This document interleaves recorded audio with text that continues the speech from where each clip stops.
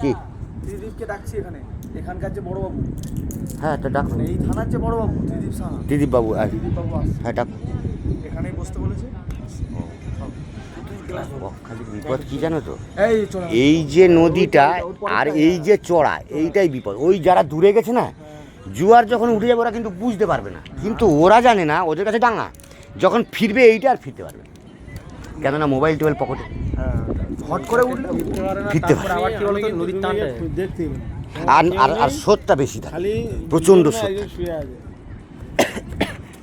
আমি যে আদা রসুন কিনতে এসে ঘুরে গেছে তোকে। এই আমি তো মামার গাড়ি দেখে চিনতে পেরেছি, এই তো মামার গাড়ি এখানেই কোথায় আছে, বলে আমি তোমাকে ডাকি। কিন্তু গালাগাল দিস দে না। গালাগালি দেবো তো বলিস। তা তুমি ডাকনি চলে এসছো। আরে না, হঠাৎ প্রভাত দেখলো আমিও চলে এলাম, আর আমরা তোদের খুঁজে পাইনি। আমাদের খুঁজে পাবে না। না সত্যি অ্যাকচুয়ালি তোমার রুমে ছিল না। রুমে ছিলাম না আমরা, যখন গেছি তো। রুমে ছিলাম। তাপস শুয়ে আছে।